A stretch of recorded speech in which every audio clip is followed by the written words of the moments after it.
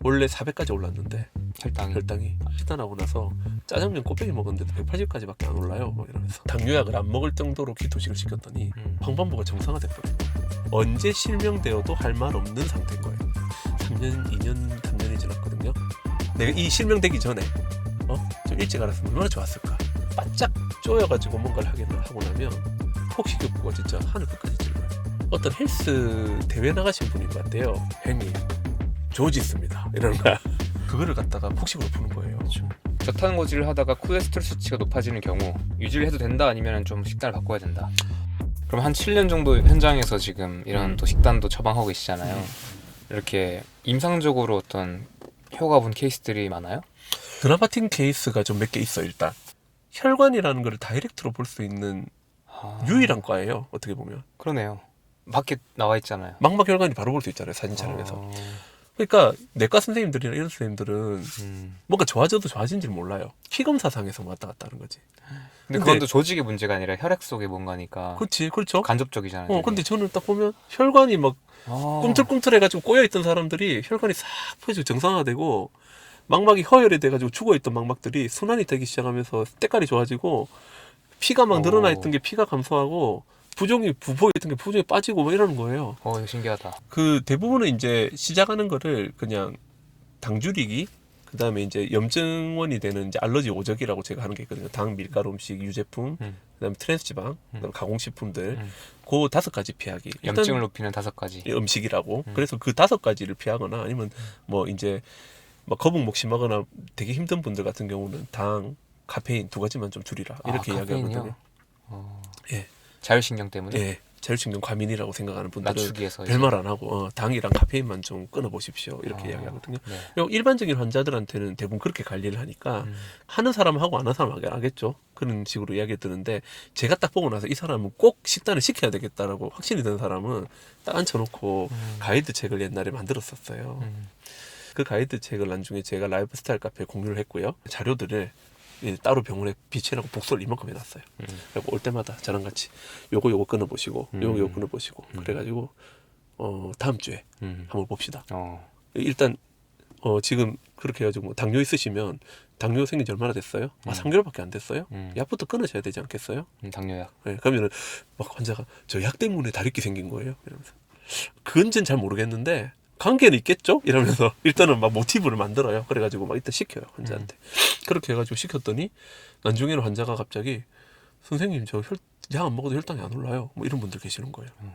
그래가지고 막 나중에는 막 한 3달 정도 지나고 나서 내가 원래 400까지 올랐는데 혈당이 식후혈당? 식후혈당이 400까지 올랐는데 밥만 먹으면 400이 올랐대요. 근데 쌤이랑 식단하고 나서 짜장면 꼬빼기 먹었는데도 180까지밖에 안 올라요 막 이러면서 이런 분도 계셨어요.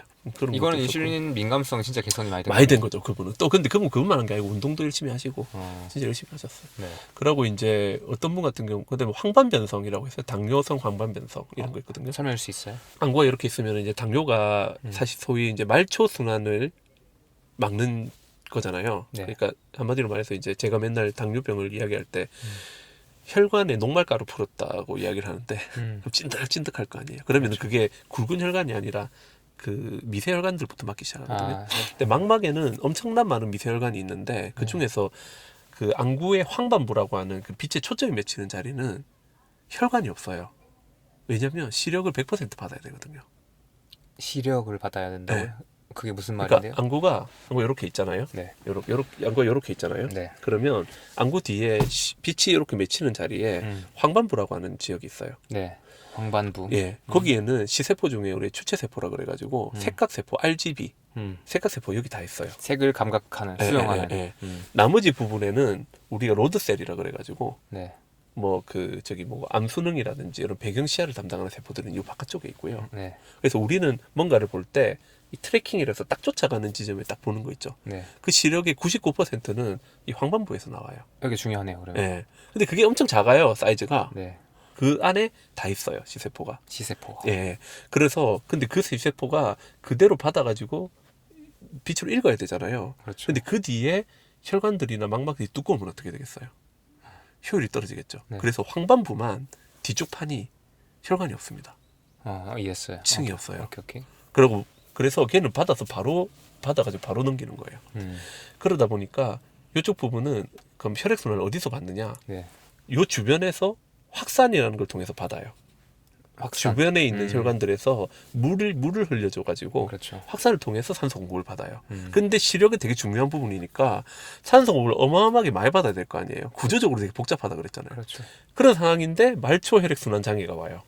그러면은 황반부가 산소 공급이 안 되고 얘가 물이 그 금이 이제 장애 같은 게 차면서 망막이 쭉 떨어지는 거예요. 떨어진다고요? 떨어지거나 붓거나 이러는 거예요. 이게 변성인 거예요? 네, 그게 이제 황반변성, 뭐 그다음에 당뇨망막증에 있는 부종 이런 것들이 부종은 붓는 거고 황반변성 같은 경우는 이제 밑에 부분까지 이 순환이라는 게 단절이 되면서 이제 안에 여러 가지 이상한 물질들이 침착하거든요. 그런 건 황반변성이고. 그래서 이런 것들이 다 같은 뭐 제가 볼 때는 고혈당 반응에서 나타난다 봐요.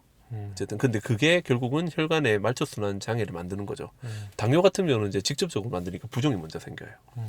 그러면 이제 부종. 부종. 이거 붓는 거죠, 붓는 거죠. 예. 그럼 시력이 멀쩡한 사람이 어제까지 1.0 보던 사람이 시력이 갑자기 뭐 0.2까지 떨어져요. 0.1도 안 나올 수도 있고. 그래서 이런 경우에 오잖아요. 그러면 이제 최근에는 그 부종을 줄이기 위한 네. 항체 주사라는 게 나왔거든요. 항체 주사요? 예, 면역 항체 주사라고. 그래서 그 주사 맞으면 깔아앉아요. 근데 깔아앉아도 시간 지나면 또 부어요. 뭐 때문에 그럴까요? 원인은 안 고쳤어. 그렇지. 그래서 그분들한테 음. 키토식을 시켰어요.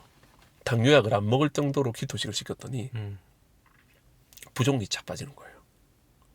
그리고 다시 부종이 잡아진다. 부종이 싹 없어져 버리는 거예요. 황반부가 정상화돼 버리는 거예요. 얼마 만에요? 부종 빠지는 건 한 3개월? 오래 걸리지도 않아요. 네. 빠르네요. 3개월 푹 빠지는 거예요. 조금 많이 부은 분들은 오래 가는 경우도 있는데 빠지는 거예요. 네. 주사를 맞춰야 돼? 환자한테? 주사는 처음 맞을 때 효과 좋고 그 다음 맞을 때 효과 그만큼 떨어지고. 그렇죠. 그래서 지금 이제 어떻게 하냐면 이 약이 효과가 없으면 다른 약이 개발돼서 좀 더 센 약 이런 식으로 계속 하잖아요. 근데 이렇게 가야 돼? 탄수화물 끊으니까 좋아지는데? 어머나 세상에 이래 되는 거예요. 이게 제가 한 거 아니잖아요. 환자한테 그냥 해보라고 한 거고 그렇죠. 환자 열심히 했잖아요. 환자 열심히 했는데 좋아졌어. 선생님 한 건 하나도 네. 없죠. 그냥 저 한 건 없지. 환자가 그냥... 잔소리만 했지. 그죠? 맞아. 심지어 이제 서울에 계시는 어떤 여자분인데 나이가 되게 어렸어요. 네. 22, 3살 정도 되는 여자분이었는데 이 책에도 나와 있는데 저한테 제일 드라마틱한 분이거든요. 어릴 때부터 당뇨 좀 있었나 봐요. 그래가지고 당뇨 때문에 어디 서울에 있는 모 대학병원에 다니고 있었는데 그 병원에 가서 이제 눈을 봤더니 증식성 당뇨망막증이다. 증식성 당뇨망막증이다. 이게 당뇨망막증이 비증식성하고 증식성 두 가지로 나뉘거든요. 네. 이 증식이라는 게 혈관 증식이에요. 네. 그럼 혈관이 증식했단 말이에요. 커진다? 예. 그러면 비증식하고 혈관 증식은 뭐냐면 아까 전에 망막이 그냥 순환이 안 돼서 피가 터지고 죽는 상태는 비증식인 거예요. 근데 망막이 죽다가 죽겠어요? 지도 살아야 될 거 아니에요. 그렇죠. 망막은 완전 죽었는데 그럼 거기 지가 뿌리 내리고 혈관을 만드는 거예요. 어떻게든 더 빨아들이려고. 빨아들이려고. 네. 근데 그 혈관들은 엄청 약하고 금방 터지면서 문제를 많이 만드는 거예요. 난립으로 만들었으니까. 그러니까 증식성이 된다는 거는 한마디로 이야기하면 언제 실명되어도 할 말 없는 상태인 거예요. 그래서 20대인데. 네. 그래서 보통 이런 경우는 어떻게 하냐면 나빠져서 수술을 하면 안 되잖아요. 그래서 네. 그 전 단계에 비증식성 단계에 레이저로 망막 주변부를 다 찢어요. 지집니다, 진짜 레이저로. 와. 그렇게 해놔야 되거든요. 그러니까 좋은 건 아닌데 그냥 더 안 빠지게. 반쯤 죽여놓는 거죠. 혈관 못 자라게 신경들을 반쯤 죽여놓는 거예요. 경상도 말로 얼반죽인다 그러는데 반쯤 죽여놓는 거예요. 그 치료를 해요. 미쳤다. 근데 그 치료를 받으려고 하니까 22살짜리 여자애가 엄마 입장에서 얼마나 가겠어요. 너무 멀쩡한 아이인데. 그래서 진짜 부산까지 내려온 거예요. 어떻게 알고 왔는데요? 그때 이제 이미 방송 보고. 보고. 그렇지. 그래가지고 내려와가지고 그분하고 같이 가면은 열심히 해봅시다. 그러고 이제 얘는 너무 심하니까 좀 항산화제 같은 것도 좀 챙겨 먹이시면서 일단 해봅시다 한 거예요. 3년이 지났거든요. 꿈틀꿈틀한 혈관들이 펴지기 시작하는 거예요. 증식성 망막증이 좋아지기 시작해. 그래서 이 환자를 다른 병원에 그래서 해당 병원에 갔어요. 그러겠죠. 증식성 아니라고 하겠지. 증식성 아니라고 했대요. 이런 환자들이 있었어요. 그러고 또 한 분은 황반변성 환자인데 네. 이미 이제 양쪽이 다 너무 진행을 많이 해가지고 힘든 환자인 거예요. 근데 이제 이 환자가 그 항체 주사를 맞으면 깔아앉을 수 있는데 항체 주사 기준에는 좀 못 미치는 환자인 거예요. 그런 주사를 맞아야 되는데 그 주사에 해당도 안 되는 분인 거예요. 그래서 이제 와가지고 저보고 이제 이야기하시길래 한번 해보시렵니까? 당뇨도 있으시니까. 그래서 당뇨 관리한다 셈 치고 한번 해보시죠. 한 거예요. 네. 이분도 한 몇 년 하셨거든요. 그 황반변성이 완전 이렇게 망반부 이렇게 올라와 있었는데 이게 다 꺼졌어요. 정상화됐어요. 네. 안타깝게도 그 과정의 진행이 너무 깊어서 시력이 회복은 안 되는데 일단 실명은 절대 안 되는 거예요. 그렇죠. 깔아앉았으니까. 그래서 이제 그 정도로 했었죠. 그런 케이스도 있었고요. 그 다음에 뭐 여러 가지 케이스들이 있었어요. 그 당뇨인들은 부종이 빠지는 거는 굉장히 흔한 일이었고, 그 다음에 하여튼 그랬죠. 근데 이제 안타까웠던 거는 수술을 해서 좋아진 사람도 있는데 이미 레이저 치료를 다 받았거나 뭐 이랬던 분들은 치료를 해도 효과가 떨어져요. 그래서 이미 파괴가 되고 나면 치료가 어렵구나라고 생각을 하거든요. 그거는 당뇨 관리도 좀 그렇더라고요. 보니까 이게 어떠냐면 당뇨 약을 먹는 게 어쨌든 몸에 있는 대사를 많이 끊어낼 거 아니에요. 혈당을 억지로 떨어뜨리는 거지. 그렇긴 하죠. 네. 그러니까 근데 중요한 거는 몸 입장에서는 혈당이 부족할 거 아니에요. 그 인슐린 장성 아니에요. 그렇죠. 여기는 혈당이 부족한데 혈당이 쳐서 그렇죠. 혈관을 망가뜨리니까 그렇죠. 여기 있는 혈당을 줄이면 얘는 저혈당인 거예요. 네. 그렇잖아요. 네. 이게 당뇨 약을 어느 정도 먹으면 당뇨 자체에 대한 원인 개선은 오히려 방해할 수도 있는데 그렇죠. 약을 먹음으로 인해서 그 고혈당이나 저혈당으로 생긴 여러 가지 문제를 예방할 수 있고 합병증도 막을 수 있잖아요. 근데 진작 정말 좋아지려면 약을 끊을 정도로 당뇨 관리를 해야 좋아진단 말이에요. 좋아지는 걸 봤거든요. 그러면 결국은 근데 많은 환자분들은 그렇진 않아요. 약은 끊고 관리는 안 되는 분들도 많고. 그렇죠. 그래서 이제 그런 게 좀 어렵다. 그리고 또 어떤 분은 약을 못 놓으시는 거예요. 그래가지고 저혈당 빠져서 고생하시는 분도 계세요. 그래서 그렇죠. 뭐 그런 분들도 많았고. 그래서 근데 좋아진 사례가 훨씬 많죠. 그리고 제가 이제 그냥 농담 삼아서 한 이야기하고 전 진담으로 이야기하는데 그냥 의사가 의뢰하는 이야기로 들리는 환자들 많을 거 아니에요. 그렇죠. 그래서 그냥 예전에는 그 환자들 한 명씩 다 붙잡고 열심히 했었고 요즘에는 이제 제 이야기가 들리시는 분은 열심히 하시겠지. 맞아요. 저는 그냥 계속 라디오처럼 떠들기만 떠들고 하시는 분 하시겠지. 이렇게 하고 있는데 그래도 진료 보시는 분들 보면 요즘에도 많은 분들 오셔가지고 선생님 말 듣고 뭐 당 끊었더니 애 눈 깜빡임이 없어졌어요. 그리고 확실히 당줄이니까 애가 뭐 잠도 잘 자고 눈도 좀 덜 나빠지는 것 같아요. 뭐 그러고 확실히 당 조절하니까 이제 눈도 좀 맑아지는 느낌이에요. 이런 이야기 많이 하세요. 심지어 한 분은 완전 실명이라고 생각했던 분인데 제가 당뇨가 너무 컨트롤 안 된다 그래서 저탄고지 해보시라 그랬거든요. 그랬더니 완전히 죽어있던 아예 그 모든 망막이 죽어있다고 생각했던 눈에 빛이 보인대요. 그래가지고 불편하시대. 한쪽 눈은 멀쩡한데 한쪽 눈에 뭔가 빛이 보이니까 불편하시다는 거예요. 그래서 내가 불편한데 좋은 거잖아요.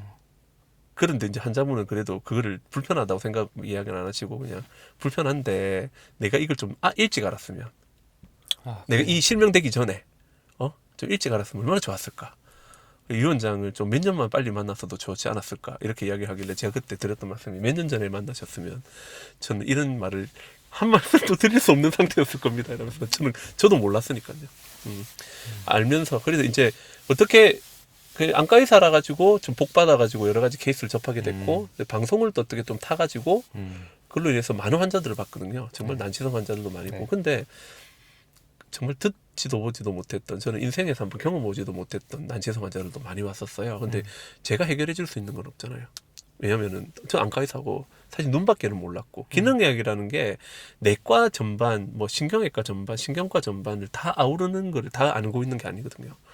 그러니까 그래서 이제 그 때문에 그때 당시 공부도 참 많이 했고 근데 그렇게 해가지고 열심히 막 좋게 막 노력을 많이 했죠 그때는.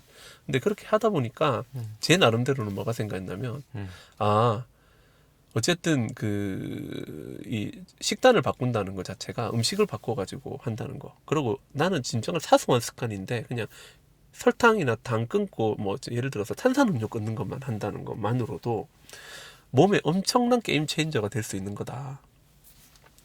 뭐 이렇게 이제 저는 확신을 하고 있거든요. 그래서 이제 많은 분들이 좀 그 음식에 대해서 너무 가볍게 보지 마시고 예, 좀 진지하게 바라보는 자세를 가지면 어떻겠나 이런 생각을 좀 많이 했어요. 예.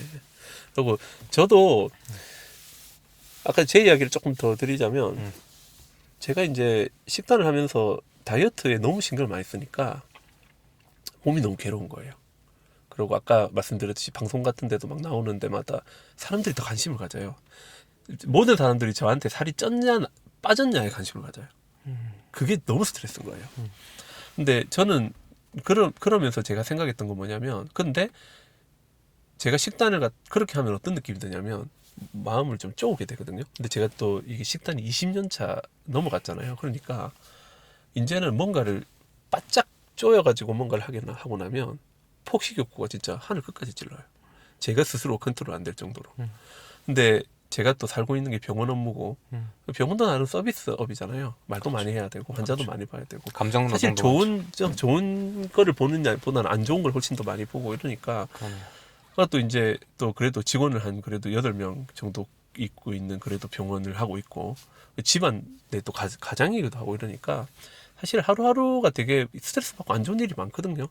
그러면 매일매일 좋게 내 스스로가 내 관리하면서 될 수 있는 상황이 안 될 때가 많아요. 쉽지 않은데요. 이럴 때마다 갑자기 내가 다이어트라는 이런 데로 확 빠져버리게 되면 멘탈이 막 흔들리는 거예요. 예전에 어떤 걸 본 적이 있었냐면 어떤 헬스 대회 나가신 분인 것 같아요. 딱 저탄고 잘 때였어요. 남자 여자요? 남자분이에요. 네. 덩치가 엄청 크신 분이고 몸 근육이 엄청 높으신 분인데 KTX를 타고 저는 이제 학회를 갔다 내려가는 길이었는데 옆에 어떤 분이 버거킹 봉지에 이만큼을 채워서 다 햄버거인 거예요. 그걸 막 계속 우죽우죽 드시는 거예요. 폭식이죠. 그래 갖고 있는데 갑자기 그러고 계시길래 나는 그래서 저는 또 혼자 있다가 그랬는데 좀 있다가 전화가 딱 걸렸어요. 그분이 전날 대회를 나가셨던 거예요. 그래가지고 대회를 나갔는데 딱 전화 한마디로 첫 번째 전화가 뭔지 아세요? 딱 전화하면서 햄버거를 물고 형님 조지습니다 이러는 거야. 그러니까 형님 큰일 났습니다. 큰일 났습니다. 뜻입니다. 형님 조지습니다 이러는 거야. 그래서 재밌다고? 그래서 이게 뭐냐 했더니 전날에 그 마지막에 이제 자기도 그걸 하잖아요. 그 커팅을 하잖아요. 수분이랑 다 빼죠. 수분 빼잖아요. 네. 그게 너무 힘들어가지고 뭐 김밥인가 뭘 한 줄 먹었나 봐요. 아, 몸이 빡 불어가지고 근육이 다 묻힌 거야. 대회날. 대날. 그래가지고 그날 망쳤다고. 그랬는데 그 다음날 그거를 갖다가 폭식으로 푸는 거예요. 그렇죠. 다들 그렇죠, 근데. 다들 그렇잖아요. 그러니까 이게 음식의 제한을 타이트하게 갖고 가면 그 폭식의 욕구가 더 심해지는 거예요. 맞아요. 그래서 제가 거기서 생각했던 거는 적당히 자유롭게 먹어야 되겠다. 네, 저렇게 쪼면 절대 안 돼요. 그 생각했어요. 그래서 이제 그때부터 이제 제가 막 사람들한테 할 때 살이 찌든 빠지든 내가 건강을 챙기고 있는 거랑 안 챙기는 거랑의 차이가 중요한 거지. 네. 내가 지금 현재로 살이 몇 킬로 쪄 있냐 안 쪄 있냐가 중요한 건 아닌 것 같다. 그렇죠. 그리고 내가 꼭 빼야지 살이 건강해지는 건 아닌 것 같아요. 맞아요. 그 생각도 했어요. 맞아요. 그러니까 살이 찌지 않도록 관리하는 그 자체가 중요한 거지. 그 의미가 더 중요한 거고 과정이 중요한 것 같지. 내가 그거를 그러고 이제 저탄고지를 알고 나서부터는 또 제가 그렇다고 해서 막 사실 고도비만으로 막 확 찌거나 이러진 않거든요. 얼마 전까지만 해도 이제 코로나 전까지만 해도 활동을 많이 했으니까 급진급발을 되게 많이 했어요. 그래요? 그때도 그래도 막 강의를 막 하고 돌아다니고 이러다 보면 불안정하죠. 불안정하잖아요. 그러니까 주말에 또 갔다 와야 되고 하니까. 근데 지금은 이제 그런 게 없으니까 그냥 적당히 먹고 내가 적당히 식단하고 그리고 저 같은 경우는 요즘에는 이제 컨디션이 좋을 때 마음이 좀 편안할 때 이럴 때는 좀 식단을 좀 깊게 들어가고 그다음에 이제 몸이 좀 안 좋잖아요. 그러면은 그냥 우리 소위 선방한다는 느낌으로 그냥 적당히 먹자. 그럴 때 또 먹고 싶은 거 좀 먹자. 그냥 비빔밥도 먹고 제가 원래 비빔밥, 스시 이런 거 되게 좋아하거든요. 그러니까 이럴 때 그냥 스시도 좀 먹고 비빔밥도 좀 먹고 원래는 치킨도 들어갔었는데 치킨은 이제 저탄고지가 한 6년차, 7년차, 8년차 되나? 어느 게 되지? 6년차, 7년차 되나? 이러니까 이제는 튀김 진짜 안 받아요. 그렇죠. 그래가지고 안 받는다는 느낌이 어떤 치킨을 먹으면 네. 일단 신물이 막 올라오고 그렇죠.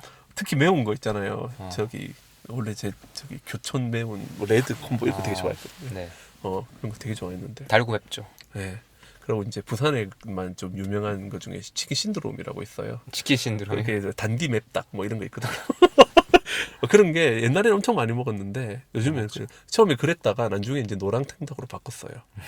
너무 이제 자극적인 게 싫어서. 근데 덜 나중에는 자극적인 통닭. 노랑 통닭의 튀김옷도 너무 자극적인 거예요. 너무 속도 막 긁는 느낌이 드는 거예요. 그래서 처갓집 이런 걸로 바꿨어. 하다가 이제 굽내도 먹다가 이제는 이제 치킨은 정말 내가 하루 그냥 날 잡고 아프다고 생각할 때 먹어야지. 이제는 내가 이제 먹으면 안 되겠다 이 생각 바뀌더라고요.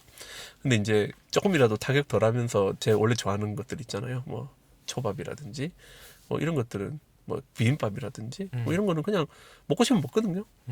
장어덮밥 이런 거는 먹어요. 그냥 먹고 근데 대신에 이제 한 번 정도 먹고 나서 그다음부터 그냥 적당히 관리하자. 그냥 지금은 이제 그렇게 지내는 게 제 마음이 제일 편한 것 같더라고요. 아니면 이제 또 폭식효과 막 올라오고. 네. 그래서 이게 처음에 모든 거를 다 박멸해야 되겠다라고 생각했을 때 모든 걸 놔버리는 일들이 많이 벌어지고 그래서 이제 이게 결국은 다이어트를 20kg 이상을 3번을 빼고 10kg 정도 뺀 것도 정말 셀 수 없이 많을 거거든요. 그 사이사이에. 네. 뭐 2, 3kg는 정말 뭐 일상으로 매일 하고 있는 거고 이런 삶을 살고 있는 입장에서 또 대사가 막 진짜 극한까지 망가본 걸 또 경험을 해보고 난 입장에서 너무 이게 체중과 다이어트에 매몰이 되면 결국은 나중에는 그걸 놓게 되면 결국은 실패하는 건 거예요. 그러니까 실패를 하지 않을 정도로 그냥 꾸준히 관리하는 게 훨씬 더 중요하구나. 뭐 이런 생각을 좀 많이 했어요. 이벤트가 아니라 라이프스타일이 돼야 된다. 그렇죠. 강박 없이 좀 그쵸. 자유로워야 되고. 네. 이 책이 이제 선생님이 쓰신 기적의 식단이라는 예. 책이고 이번에 책이구나. 개정판이죠? 예, 개정판이에요. 네. 네. 네. 여기서 그게 있더라고요. 한국형 LCHF. 한국형 저탄고지. 예. 이게 선생님 만드신 개념이잖아요. 예. 이 방법론에 대해서 소개할 수 있을까요? 이 식단은 무조건 좋으니까 이 식단을 하라는 뜻은 아니에요. 그러니까 뭔가 제시해주는 느낌이 아니고 그냥 하나의 제가 던지는 화두 메시지 같은 거라고 보시면 되는데 제가 이제 처음에 이제 저탄고지가 우리나라에 이제 막 알려지고 나서 그 다음부터 처음에 이제 막 유행했던 건 이제 삼겹살 버터를 막 동낼 정도로 많이 먹는 다이어트였잖아요. 그러고 나서 이제 2017년도 8년도에 그 데이브 아스프리의 그 최강의 식사가 나오기 시작하면서 이제 저탄고지는 방탄커피 다이어트가 됩니다. 그죠? 그러면서 이제 방탄커피를 그냥 루틴으로 먹어야 되는 다이어트였던 거예요. 2019년도 정도에 들어섰을 때는 이제 카니보 다이어트가 정말 유행을 하기 시작해요. 카니보가 뭔지 아시죠? 카니보는 소위 말해서 그냥 고기만 먹는 겁니다. 고기만. 근데 이게 원래 개념은 팔레오식과 그 키토제닉이 합쳐지는 건데 팔레오 식단 같은 경우는 아시겠지만 그냥 동물성 음식 위주의 그러니까 진짜 그냥 구석기 시대에 먹었던 고기, 그다음 고기 내장, 그다음 과일, 뭐 그냥 흩어져 있는 것들 그냥 채집해서 먹고 살자는 거예요. 수렵 채집. 그죠? 수렵 채집식을 하자는 게 해당되는 음식을 먹자는 거고 대신에 음식을 먹을 때 굉장히 클린하게 먹는 걸 목표로 해요. 불필요한 것들을 다 없애는 거예요. 그러니까 결국 동물과 동물의 내장만 먹는 거예요. 그게 이제 우리가 카니보 다이어트라는데 그런 카니보 다이어트가 유행하기 시작해요. 그럴 수밖에 없는 이유가 있어요. 채식을 어느 정도 오래 하다 보면요. 네. 고기를 못 먹게 됩니다. 아, 그래요? 네. 소화력이 떨어지나? 소화가 바뀌죠. 바뀌어서? 네. 소화력이 바뀌는 것 같아요. 고기만 먹던 사람들이 채소를 많이 먹기 시작하면 부대끼기 시작해요. 그렇죠. 그러면 이제 저탄고지를 오랫동안 하다 보면 이제 보통 이제 2년차, 3년차, 4년차 이렇게 연식이 가게 되고 나는 그거를 몸에 잘 받고 컨디션 와서 오랫동안 하시게 되면 좀 더 클린하고 좀 더 제한적으로 갈 수밖에 없어요. 나한테 안전하고 좋은 음식만 찾게 되는 거죠.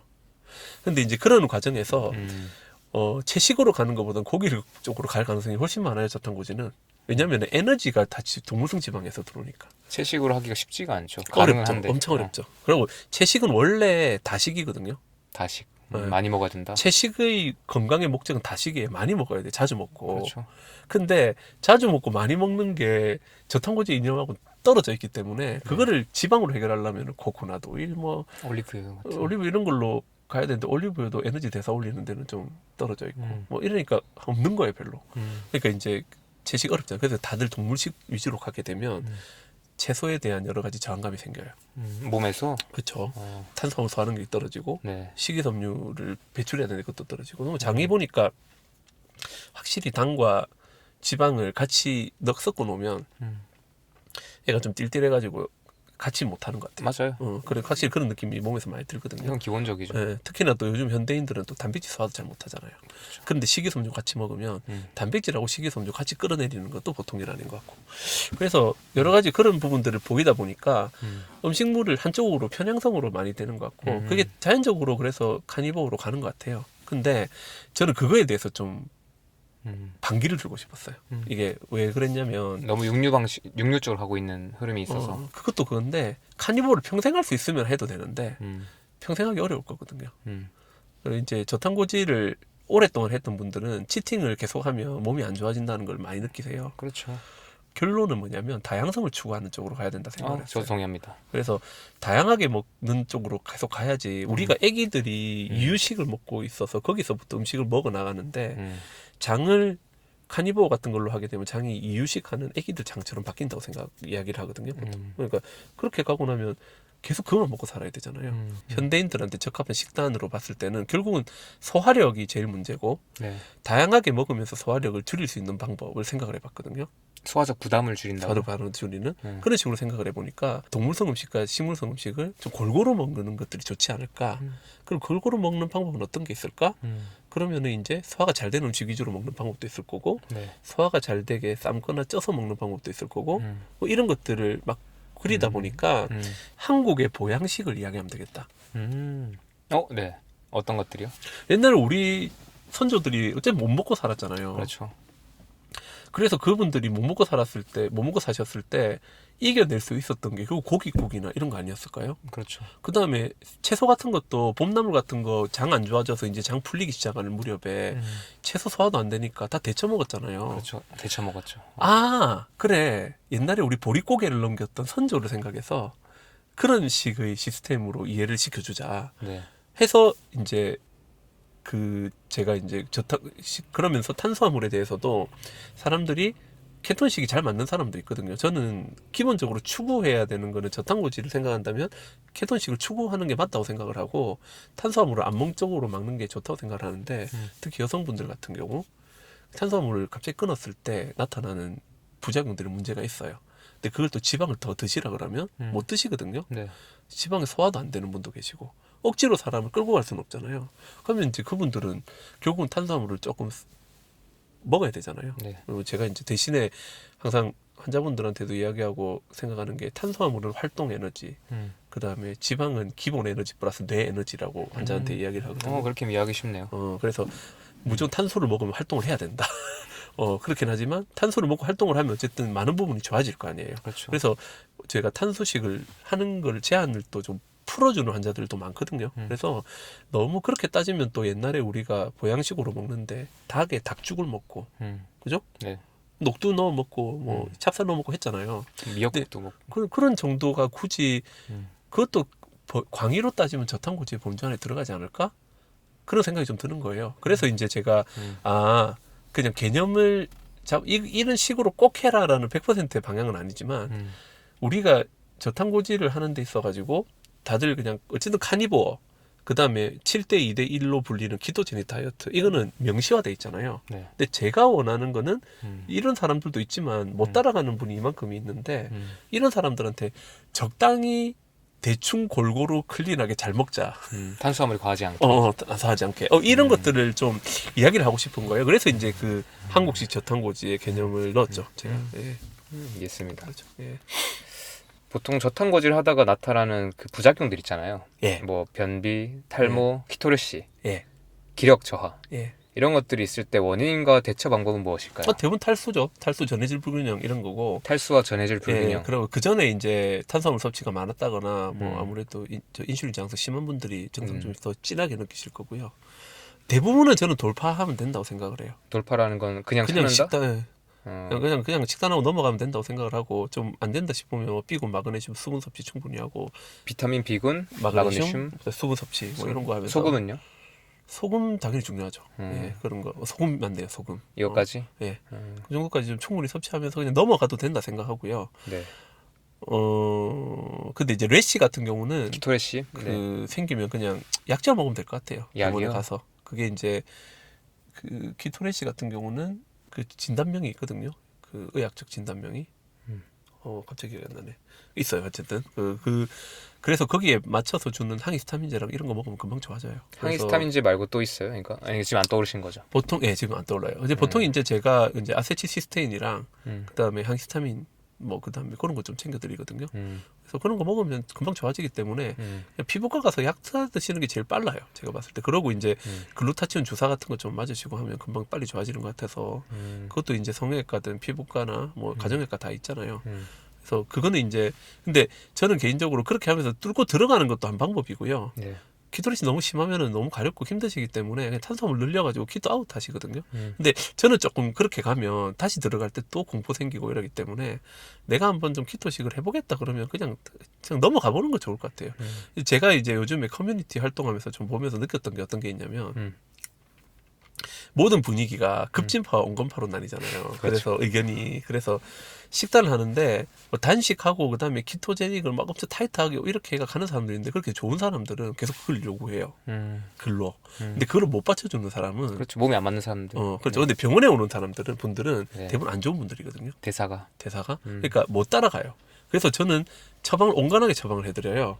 탄수화물 어느 정도 좀 챙겨 드시고 뭐 이렇게 가잖아요. 그럼 그게 이제 카페 글에 도배가 되는 거예요. 영훈쌤은 밥을 먹으라 했다. 영훈쌤은 뭘 해라 했다. 이렇게 되는 거예요. 근데 저는 기본적인 거로는 그러면 또 내가 키토식을 하고 있는데 밥을 먹어야 되나 이래 되는 거예요. 그러니까 저는 개인적으로 그래서 이게 저탄고지에서는 만약에 저탄고지를 한다면 키토식을 한번 했으면 좋겠고 네. 키토식으로 한번 진정 들어간 다음에 내가 어느 정도 못 받쳐주는지에 따라서 내가 그냥 나에 맞게 라이프 스타일로 찾아가면 되는데 그런 게 제일 좋을 것 같거든요. 이게 식단이라는 게 한 번 정도는 좀 진득하게 들어가 보고 나서 몸에 맞는 정도에 따라서 단식을 결정하고 탄수화물을 아니면 반대로 이제 좀 늘릴 거면 늘릴 걸 결정하고 뭐 단백질을 좀 더 먹는 게 나을지 지방을 좀 더 먹을 게 나을지를 거기서 보면서 결정하면 되는데 참 대부분 건강한 분들 같은 경우는 그렇게 들어갔으면 좋겠고요. 무리 없이 할 수 있으니까. 네, 그 다음에 이제 병이 있으신 분들은 병에 대한 포커싱에 맞는 식단만 부터 시작하면 돼요. 아까 말씀드렸지만 당만 끊는다든지 당, 이런 것부터 설탕 얘기하는 시작을 거야 해서 아니면 탄수화물이요? 모든 당류, 당류. 탄수화물을 다 끊는 것보다는 그래서 어쨌든 안 반당류. 좋은 데서 하나씩 끊어 나가면 뭐라도 좋아질 거 아니에요. 그렇죠. 거기서부터 하나 했다 그러면 그 다음 거 끊어볼까? 그래서 오히려 병을 갖고 계신 분들은 천천히 접근. 그 다음에 내가 이제 다이어트나 네. 아니면은 그냥 일반적으로 내가 키토를 한번 해보고 싶다 그러면 일단 키토를 좀 진지하게 끝까지 한번 경험을 해보는 게. 기간은?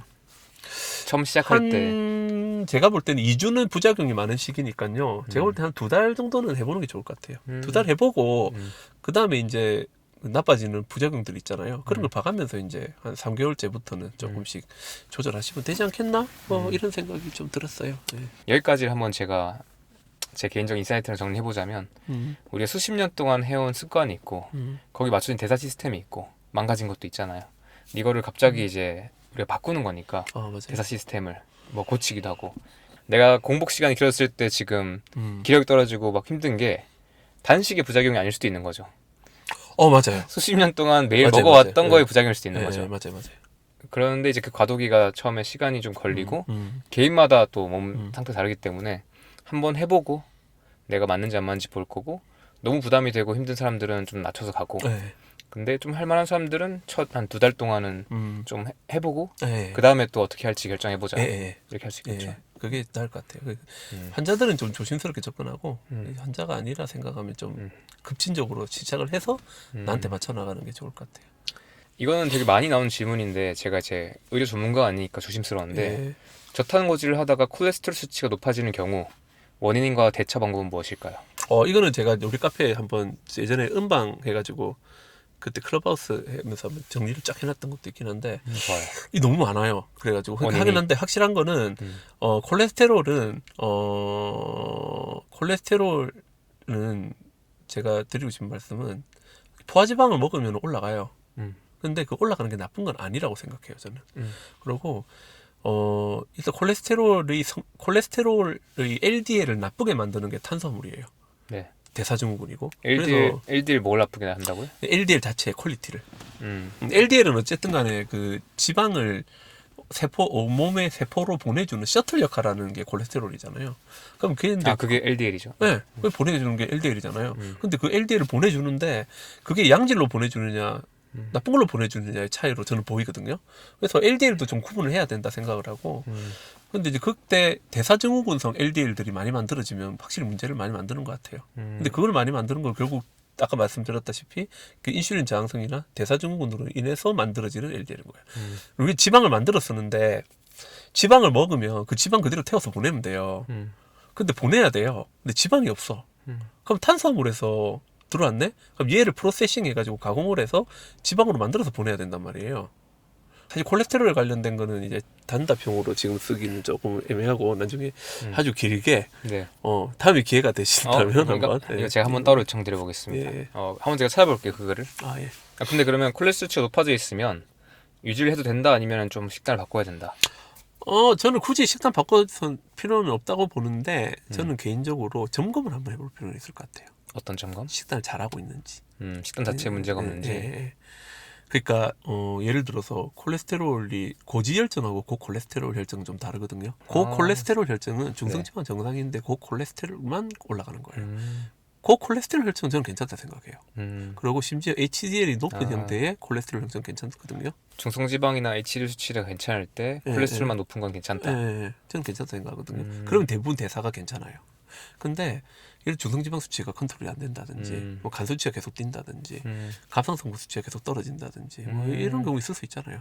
그런 경우는 이제 좀 제한을 걸 필요도 있겠죠. 그땐 변화가 필요할 수 있겠다. 그리고 이제 외국 이 부분에 대해서 이제 외국에 있는 쌤들한테도 좀 많이 여쭤봤거든요. 네. 미국에 있는 쌤들은 대부분 이제 300 정도 넘어가면 총콜이 총콜레스테롤이 그리고 LDL 200 넘어가면 먹이시는 분들이 많더라고요. 뭐를? 콜레스테롤 약을. 왜 그러냐 물어봤거든요. 그러니까 내가 먹이고 싶은 건 아닌데 법적 소송에 대비해서 준다고 하더라고요. 이게 이제 그래서 이제 아무래도 우리 병원도 우리나라도 그런 게 생기지 않을까요? 뭐 이 정도의 지금은 이제 의사 개개인의 판단에 좀 맡기는데 이게 나중에 이제 어느 정도 그게 되면 예를 들어서 콜레스테롤이 높았어요. 네. 근데 그분이 예를 들어서 돌아가셨어요. 그런데 그분이 콜레스테롤 때문에 돌아가신지를 몰라요. 근데 왜 콜레스테롤이 높았는데 너는 약을 안 줬니?는 될 수 있는 거예요. 그럴 수 있겠죠. 그러니까 그렇기 때문에 이제 병원 입장에서는 당연히 이제 그런 거 면제받기 위해서 약을 처방을 해야 되는 이런 식의 근거로 갈 수 있겠죠. 그래서 사실 좀 그렇기는 한데 그래서 콜레스테롤 부분 말씀은 좀 이렇게 노골적으로 드리기는 죄송하지만 우리 병원에서는 항상 이렇게 말씀드려 오시는 분들한테는 검사 결과 이렇게 나왔습니다. 제 판단은 이 정도면 안 먹어도 될 것 같은데 본인이 좀 그거 하신다면 드십시오. 어쨌든 그러고 여기는 그 시계 토끼가 살고 있는 이상한 나라입니다. 그리고 본인이 나가시는 세상은 본인이 살고 있는 세상이에요. 여기랑 거기는 다릅니다. 그렇기 때문에 제가 괜찮다고 해도 나가면은 만나는 선생님들, 주변 사람들 전부 다 콜레스테롤 가지고 이야기를 하실 거기 때문에 거기에서 어떻게 결정을 하시는 본인의 선택입니다. 저는 뭐 이렇게밖에 말씀 못 드려요. 예. 근데 식단을 해도 되냐는 저는 상관없다고 봅니다. 좋습니다. 눈 건강 관련 이야기를 하도 못했는데 눈 건강을 위해서 할 수 있는 것들 핵심 보통 뭐가 있어요? 제가 볼 때 제일 중요한 거는 자율신경이에요. 자율신경? 예. 잠을 못 자고 그다음에 몸이 항상 피곤하고 스트레스 받고 목이 항상 굳어 있고 이런 것들이 눈에 굉장히 영향을 많이 끼치거든요. 그다음에 이제 두 번째로 중요한 거는 그 인슐린 저항성인 것 같아요. 그래서 그 두 가지가 제일 중요한 것 같고요. 그래서 눈 관리할 때 제일 필요한 거는 항상 어깨랑 목이랑 많이 풀어주고 눈이 고정되지 않도록 항상 움직여줘야 돼요. 우리 몸 안 좋으면 계속 이렇게 풀어주잖아요. 그렇죠. 그거만 해도 도움 되잖아요. 그런데 만약에 굳어 있는 게 많으면 그렇게 되는데 우리는 대부분의 생활도 지금 이제 눈을 보고 살기 때문에 그렇죠. 지금 이제 산업화되고 IT화가 되면서 지금의 또 다른 변화는요. 모든 게 눈으로 집중되는 것 같아요. 눈의 부하가 크다. 예. 그러면은 눈의 부하를 걸기 위해서 뇌 대사부터 시작해서 모든 것들이 눈에 희생되는 게 좀 있는 것 같아요. 그래서 우리가 근데 지금 대부분 생활이 결국은 또 지금은 또 현실 자체가 또 밖에서 활동을 하는 게 훨씬 주는 시대를 살고 있잖아요. 그렇죠. 이러다 보니까 우리가 살고 있는 모든 생활의 지분이 눈으로 가 있는 것 같아요. 콘텐츠도 많이 보고 핸드폰도 많이 보고. 그렇죠. 우리 지금 이걸 또 지금 눈으로 보실 거 아니에요? 죄송합니다. 예. 그렇잖아요. 그러다 보니까 음. 제가 봤을 때는 눈으로 가는 이것 때문에 피로감이 많이 커지고 눈에 문제 많이 생기는 것 같아서 결국은 우리가 운동을 하거나 뭐가 뭉쳐 있으면 푸는 거는 그거보다 훨씬 많이 풀어줘야 돼요. 그렇죠. 근데 우리가 눈을 풀 수 있는 것보다 보는 시간이 훨씬 더 많죠. 그렇죠. 그래서 중간중간에 눈을 좀 쉬어주고 풀 수 있는 기회들을 많이 만들어줘야 되고요. 뭐 방법은 여러 가지 다 있을 것 같아요. 뭐 좀 목 주변을 좀 풀어주는 마사지도 있을 거고 스트레칭도 있을 거고 요가도 있을 거고 그 다음에 저 롤러 같은 걸로 미는 방법도 있을 거고 병원에 가서 도수 치료를 꺾기를 받는 방법도 있을 거고 한의원에서 침을 맞는 방법도 있을 거고 그다음에 반신욕을 하는 방법도 있을 거고 뭐 여러 가지가 다 있겠죠. 그다음에 이제 운동 같은 경우도 물에 가가지고 이게 너무 이제 그 소위 진격의 수영을 하는 게 아니고 네. 그냥 어깨를 많이 풀어주는 정도의 수영 같은 거 있잖아요. 자유형이나 평형이나 배영이든 이렇게 하면서 이제 어깨를 좀 많이 풀어준다거나 뭐 그런 것들도 좀 도움이 될 것 같고 그 다음에 이제 좀 가벼운 빠른 걸음이나 걸음 같은 거 걸을 때 어깨를 이렇게 많이 움직여주는 그런 것들도 좋을 것 같고 모든 것들이 다 눈 건강에 도움이 될 것 같아요. 그래서 저는 좀 그런 것들을 좀 많이 하면서 관리를 하면 좋겠다 싶고 이제 그 다음 두 번째는 이제 아까 말씀드린 인슐린 장성 대사증후 생기지 않도록 식단 관리 잘하고 혈관 속 건강하게. 예. 눈에서 커피, 담배, 술이 다 나쁘거든요. 근데 웃긴 건 질환별로 좀 달라요. 네. 황반변성이나 녹내장 같은 경우는요, 담배가 진짜 나빠요. 네. 나머지는 담배 그렇게 별로 관계 없거든요. 네.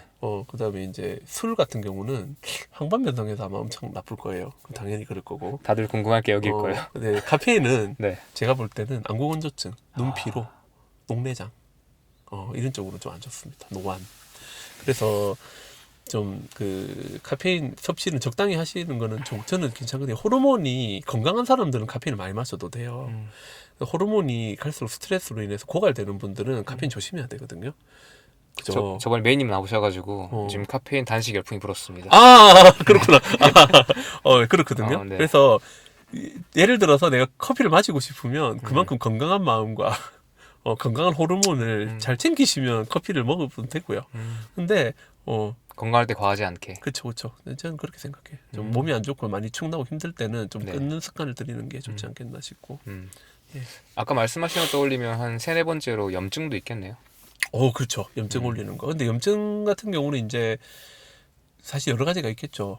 그 음식에서 들어오는 것도 있을 거고, 환경 호르몬도 있을 거고, 그리고 생활 습관이 또 만들잖아요. 네. 그리고 눈이 의외로 위장이나 갑상선 같은 그런 호르몬이나 장의 영향도 많이 받아요. 그래요? 네. 그것도 재밌긴 한데. 할 얘기 진짜 많을 것 같은데요. 그죠, 재밌죠. 저 이거 다음에 찾아가겠습니다. 예. 오늘 오시면. 못 물어본 게 너무 많거든요. 예. 근데 저도 약간 눈이라는 게 되게 간과되고 있었는데, 예. 약간 재밌죠, 그래도. 네, 재밌어요. 이야기 안 어려우셨나 모르겠어요. 오늘 쉬웠어요. 괜찮았어요. 괜찮았어요? 네, 괜찮았어요. 예. 그러니까 저도 이게 여기에 대해서 모르는 게 많은데 되게 재밌게 막 빨아들였어요. 다행입니다. 네. 아니면 어려운 게 있었으면 다음번에 한 번 더 제가 요청드렸을 때 다시 풀겠습니다. 예. 마지막으로 구독자분들한테 한마디 전하고 싶은 말이 있다면 뭘까요? 아까 전에 저도 이제 아까 잠깐 언급을 했었던 이야기인데 그 이제 아무래도 여기 채널이 다이어트 유튜버잖아요. 이제 책임님 컨텐츠를 쭉 보면서 정말 이제 거기에 인터뷰하시는 분들이 정말 또 와닿던데 정말 많이 돌아서 많이 오신 분들도 계시고 정말 진짜 인생의 스토리들이 정말 파란만장한 분도 계시고 좀 그런 거를 좀 많이 보면서 좀 생각을 좀 해봤어요. 이게 다이어트는 절대 단계가 끝나는 건 아닌 것 같아요. 아까 말씀드렸지만 이게 내가 지금에서 성공했다가 끝은 아닌 것 같아요. 제가 겪었던 거는 지금 내가 5kg 뺐다, 10kg 뺐다. 그래서 뭐 바디 프로필 사진을 찍었다. 사진 한 장을 남기는 거는 목적이 있을지 모르지만 그것보다 더 중요한 거는 2년, 3년 뒤에 내가 1kg 더 뺐는지가 더 중요한 것 같아요. 근데 그게 참 어렵더라고요. 제가 봐도. 네, 그래서 이게 항상 롱런한다 생각하고 그 다음에 제가 이번 월드컵 축구 보면서 좀 많이 조금 느껴진 바가 있는데요. 이번 축구가 제가 되게 좋았던 게 뭐냐면 우리나라 선수들이 빌드업을 너무 잘하는 거예요. 뒤에서부터. 네. 그래서 골 점유율을 굉장히 많이 찾아갔잖아요. 우리가 기습골로 골을 넣는 거는 얼마든지 할 수 있거든요. 근데 기습골로 골 넣으면 기습으로 당할 수밖에 없어요. 그래서 항상 우리는 그 골을 넣는다는 목표보다는 내가 지금 우리가 세트 플레이를 잘하고 내가 빌드업을 해서 골문까지 우리 팀을 잘 끌고 가겠다라는 그 마음이 더 중요하지 않겠나 싶고 그게 아마 우리나라가 유럽 축구에 강해진 계기가 아닌가 싶기도 하고 예, 좀 그런 생각을 좀 했습니다. 예. 그래서 여러분들도 그런 마음으로 좀 이게 식단이나 다이어트를 보는 시각이 좀 됐으면 아니 저처럼 이렇게 20kg 이상씩 몇 번을 빼고 또 고생을 하고 뭐 이렇게 하시지 마시고 지금부터 천천히 예전에 그 강민경 씨인가 다비치 그분이 뭐 했던 이야기 중에 제가 와닿았던 것 중에 자기는 저도 조금만 뭐 안 먹으면 살이 찌는 체질이었는데 당하고 밀가루만 안 먹는 습관을 들이니까 살이 뭐 잘 안 찌는 체질로 바뀌더라 뭐 이런 이야기 하신 적이 있는 것 그랬어요? 같더라고요. 네, 그런 이야기 들으니까 좀 많이 와닿더라고요. 그래서 오늘 개인적으로 이제 어쩌면 앞쪽에서 영훈님이 의사로서가 아니라 예, 개인으로서 또 그런 이야기 들었잖아요. 예, 그리고 사실 의사로서도 몸에 대해서 아는 게 많지만 예, 여전히 그 과정이 쉽지 않았고 예, 그렇죠. 그래서 그 이야기가 저는 사람들한테 되게 많은 또 용기나 음, 이런 영감을 줄 것 같아요. 그래서 그리고 사실 영훈님도 되게 대단하신 거는 2016년 그때부터 지금 우리나라에서 뭐 저탄고지라고 하기보다는 탄수화물을 어떻게 하면 건강하게 먹을 수 있을까? 그렇죠. 어떻게 하면 나쁜 물질을 안 먹고 우리가 건강해질까에 대한 이야기, 이 담론을 사실 이끌어오신 분이잖아요. 이끌어오셨어요. 저도 그때 처음 이거 연구할 때 영훈님께서 다큐에 나오셨기 때문에 저도 이걸 알게 됐고 맞죠? 그때 주도적 역할을 약간 말씀해 주셨거든요. 그 다큐가 나왔던 비하인드 스토리 나중에 제가 들어보겠습니다. 네. 예, 그런 일을 하셨기 때문에 지금도 되게 많은 분들이 그때도 또는 이후에도 여기에 대해서 알게 되고 우리나라 사람들도 다 이제 탄수화물에 대해서 탄수화물 나쁘다가 아니라 탄수화물에 대해서 이제 경각심을 가지고 똑똑하게 먹어야겠다는 걸 알게 됐어요. 맞아요. 그 분위기 바뀌는 게 되게 좋더라고요. 네. 어느 날 옆에 네. 이제 덩치가 큰 남자분 두 분이 네. 돈가스를 먹으면서 네. 야, 니 밥 먹지 마라 이러면서 그러니까, 왜 이럴까? 돈가스 집에서 돈가스를 안 먹을 수는 없고 살 좀 그래도 덜 찔려면야 밥이라도 빼고 네. 먹어야지 이런 이야기를 하는 거예요. 그래서 이제 살찌는 개념이 그렇죠. 이제 많이 알고 있죠. 많이 바뀌었구나. 그런 거 보면 좀 뿌듯하죠. 세상이 바뀌고 있구나. 네. 뭐 이런 생각은 좀 드는데. 보시는 분들도 그런 것들에 대해서 감사하게 생각할 겁니다. 그래서 그동안 고생해 오셔서 그동안 너무 그렇게 이야기하시면 돼요. 뭔가 리타이어하고 이제 조용. 아니요. 앞으로 더 열심히 하라고 말씀드려요. 예. 네. 그동안 고생 많이 하셨고 예. 이 좋은 방송 저한테 인터뷰 시간 내주셔서 저도 감사합니다. 저도 시간 내서 감사합니다. 네, 그리고 만나서 너무 반가웠어요. 저도 반갑습니다. 예. 드디어 뵙네요, 저희가.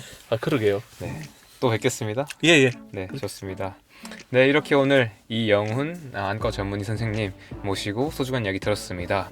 다음에 더 좋은 이야기 콘텐츠로 뵙겠습니다. 오늘 봐주셔서 감사합니다. 선생님 고맙습니다. 감사합니다. 네, 고맙습니다. 예, 감사합니다. 네.